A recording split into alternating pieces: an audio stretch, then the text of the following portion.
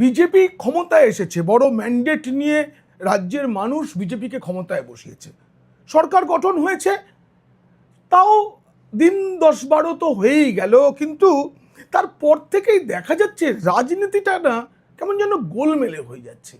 সকলেই আমি বিজেপি দাবি করতে শুরু করেছে।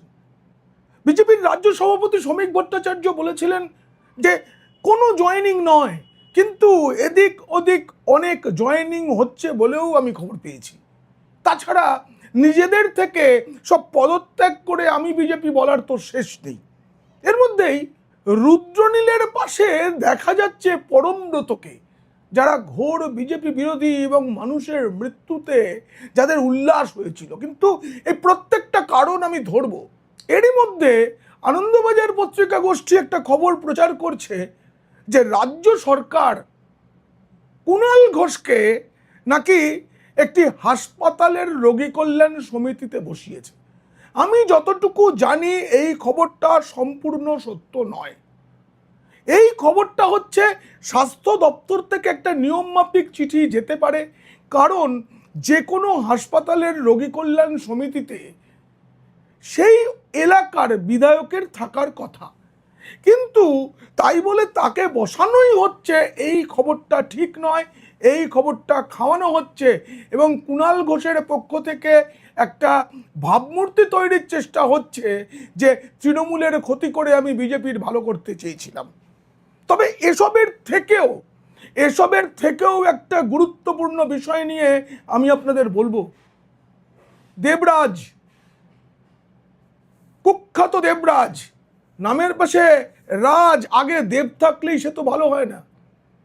প্রতিটি কেলেঙ্কারির সঙ্গে তার যোগ। তৃণমূলের প্রাক্তন বিধায়ক অদিতি মুন্সির স্বামী তিনি, কিন্তু তিনি যে অপরাধ করেছেন তাতে তার সাজা অনেক কঠিন হওয়া উচিত।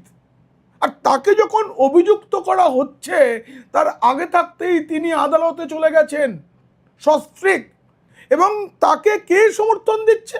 বিকাশ রঞ্জন ভট্টাচার্য, যিনি এতটাই হিন্দু বিরোধী যে যে কোনো কমরেড তার কাছে হেরে যাবেন, মুসলিমরাও। তিনি একটা শিক্ষা সংক্রান্ত বৈঠকের শুরুতে মা সরস্বতীকে ফুল দিতে হয়েছে, মানে দিতে বলা হয়েছিল বলে সেই ঘটনাকে তিনি ননসেন্স বলেছেন। এতটাই ননসেন্স তিনি কাকদ্বীপে যখন মা কালীর মূর্তির ওপর অত্যাচার হয়েছে তখন তিনি বলেছেন মাটির প্রতিমার আবার মুন্ডু কি। সেই বিকাশ রঞ্জন ভট্টাচার্য এখন এই দেবরাজকে বাঁচাতে চাইছেন কেন? শুধুই পয়সা। এইসব যখন চলছে এর মধ্যেই দেবরাজের এক ডান হাত, সেও কাউন্সিলর, তিনি আত্মঘাতী হয়েছে। তাহলে বুঝুন এই মামলা কত দূর যেতে পারে, যার আন্দাজ করেই আশপাশে থাকা মানুষেরা সরে যাচ্ছেন। যেমন করে নিজেকে গর্বের মুখ্যমন্ত্রী বলা বহিষ্কৃত মুখ্যমন্ত্রী ক্রমশ একা হচ্ছেন, তার পাশে কেউ নেই। ববি হাকিম ইস্তফা দেবেন মেয়র পদ থেকে, খালি ঈদের অপেক্ষা বলেই আমার কাছে যা খবর। একে একে সব যাচ্ছে, কিন্তু বিকাশ রঞ্জন ভট্টাচার্য সেই সময় তৃণমূলের এক কুখ্যাত নেতাকে কেন সাহায্য করতে যাচ্ছেন? শুধুই আইনজীবী এবং পয়সা উপার্জনের জন্য তিনি যেতে পারেন? নৈতিক কিছু থাকবে না? আশ্চর্য লাগে জানেন, এগুলো দেখলে না মনে হয় যে এর ভেতরে কি আছে প্রত্যেকটা জিনিস আপনাদের জানানো উচিত। যে এসএসসি কেলেঙ্কারির বিচারের সময় আইনজীবীর দায়িত্ব নিয়ে বিকাশ রঞ্জন ভট্টাচার্য সাধারণ মানুষের কাছে হিরো সাজতে চেয়েছিলেন, তিনি এখন সেই কাণ্ডেও অভিযুক্ত দেবরাজকে কেন সমর্থন করছেন? আমি এই ব্যাপারে একটা সিদ্ধান্ত নিয়েছি, সেটা হচ্ছে প্রসার ভারতীর কনসাল্টিং এডিটর প্রসেনজিৎ বক্সি, তিনি ঠোঁটকাটা সাংবাদিক হিসেবে পরিচিত, তিনি এই বিকাশ ভট্টাচার্যর আসল মতলব কি সেটা ফাঁস করবেন। সেই ফাঁস করার প্রতিবেদন যদি ভালো লাগে অবশ্যই সাবস্ক্রাইব করবেন পিনাক কি বলছে। এখন প্রসেনজিৎ বক্সির মুখে শুনুন এবং জানুন বিকাশ রঞ্জন ভট্টাচার্যর আসল ধান্দাটা কত ভয়ানক, আর সেটা জানতে দেখুন ও শুনুন পিনাক কি বলছে। দুই ব্রাহ্মণ সন্তান জোট বেঁধেছেন বা জুটি বেঁধেছেন, দেবরাজ চক্রবর্তী আর বিকাশ রঞ্জন ভট্টাচার্য। একজন শোষক আর আরেকজন নাকি শোষিতের মাসিহা।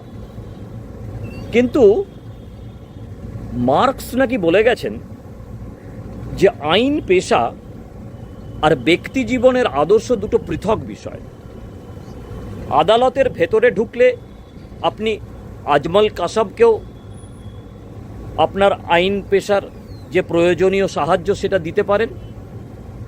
আপনি ওই আরজি করের অভয়ার নির্মম মৃত্যুর কারণে যে দায়ী তাকেও আপনি দিতে পারেন, অথবা দিল্লিতে যে অভয়ার কাণ্ড ঘটেছিল সেক্ষেত্রেও আপনি সেখানে যারা অভিযুক্ত তাদেরকেও দিতে পারেন। এর সঙ্গে ব্যক্তিগত জীবনে মার্ক্সবাদের কোনো সম্পর্ক নেই। তাই দেবরাজ যে রাজারহাট, নিউ টাউন, বাগুইহাটি এলাকার অভিযুক্ত মাফিয়া, কয়েক বছর আগে যিনি প্রাক্তন মন্ত্রী বা বিধায়ক পূর্ণেন্দু বোসের খাতা লেখার কাজ করতেন, আর এখন তিনি নাকি পশ্চিমবঙ্গের উত্তর ভাগের কোনো এক জায়গায় পাহাড় কিনে ফেলেছেন। এত পয়সা, এত কাঁচা টাকার আধিক্য ঘটেছে তার জীবনে যে তিনি সেটা সামাল দিতে একটা পাহাড় কিনে ফেলেছেন। আর তাকেই কোনো একটা জায়গায় বাঁচাতে শোষিতের মসিহা মার্ক্সবাদের প্রথম শ্রেণীর ফ্ল্যাগ বেয়ারার বিকাশ রঞ্জন ভট্টাচার্য ময়দানে নেমে পড়েছেন। বাস্তবটা হচ্ছে এরা আদালতের ভেতরে পুঁজিবাদী আর বাইরে হচ্ছে বাতেলাবাজি। এই দুয়ের মাঝখানে পশ্চিমবঙ্গের বামপন্থীরা দিনের পর দিন, বছরের পর বছর পশ্চিমবঙ্গের মানুষকে বোকা বানিয়ে রেখেছে। আপনার কি মনে হয় যে বিকাশ রঞ্জন ভট্টাচার্য দেবরাজের কাছ থেকে বিনা পয়সায় আইনি সুবিধা দিচ্ছে? আপনার কি মনে হয় যে বিকাশ রঞ্জন ভট্টাচার্য কম পয়সায় দেবরাজকে আইনি সুবিধা দিচ্ছে? কোনোটাই নয়। যথেষ্ট মোটা টাকা নিয়ে নিশ্চয়ই, বা প্রয়োজনীয় যে টাকা সেই টাকা নিয়ে দেবরাজকে আইনি পরামর্শ দিচ্ছেন বিকাশ রঞ্জন ভট্টাচার্য, যিনি বেরিয়ে এসে আপনার হিন্দু দেবদেবীকে গালাগালি দেয়, যিনি বেরিয়ে এসে বাইরে মার্ক্সবাদের নাম করে আপনার জীবনযাত্রা, আপনার বাঙালি সংস্কৃতি, আপনার ভাষা, আপনার ভারতীয় ঐতিহ্য সমস্তকে নাস্তিক হিসাবে এবং মার্ক্সবাদী হিসাবে গালাগালি দিয়ে খবরে থাকার চেষ্টা করে এবং দাবি করে এটাই নাকি তার জীবনের একমাত্র দর্শন। বাকি সবাই অশিক্ষিত, শুধু বিকাশ রঞ্জন ভট্টাচার্য শিক্ষিত। তিনি দেবরাজের পয়সায় আদালতের ভেতরে আইনের কথা বলেন। তিনি আইনের ব্যবসার ক্ষেত্রে যতটা নীতিবাগীশ, তিনি তার ব্যক্তি জীবনে কতটা নীতিবাগীশ আমরা তো জানি না। কিন্তু প্রশ্নটা হচ্ছে যে আইনজীবীদের ক্ষেত্রে এই যে ধরনের একটা যুক্তি খাড়া করা হয়েছে সব সময়তে, যে বিচারালয়ের ভেতরে তারা পেশা আর বিচারালয়ের বাইরে তারা অন্য যে কোনো ধরনের বহুরূপী চরিত্র ধারণ করতে পারে, এটা আর কতদিন চলতে পারে? বিশেষ করে বিকাশ রঞ্জন ভট্টাচার্যের ক্ষেত্রে, যিনি প্রত্যেকটা ক্ষেত্রে খবরে ভেসে থাকেন, আমি আবারও বলছি, হিন্দু দেবদেবীকে গালাগালি দিয়ে। যিনি খবরে ভেসে থাকেন ভারতের যাবতীয় ঐতিহ্য সভ্যতাকে গালাগালি দিয়ে। দেবরাজ, আপনি যার খুশি, আপনাদের কত শত মার্ক্সবাদী মানুষের রক্তে দেবরাজের এই টাকা তৈরি হয়েছে। নিউ টাউন, রাজারহাট, বাগুইহাটি এলাকার কত সাধারণ মানুষের রক্ত দিয়ে দেবরাজের এই পাহাড় কেনার টাকা তৈরি হয়েছে বিকাশ রঞ্জন বাবু। আপনি আইনি পেশার যুক্তি দেখাচ্ছেন, আপনার বিবেককে আপনি কি বলবেন? আজকে আপনাদের হিসেবে দেবরাজ অভিযুক্ত, কিন্তু পশ্চিমবঙ্গের মানুষের কাছে দেবরাজ হচ্ছে মাফিয়া। যে পূর্ণেন্দু বসুর এমএলএ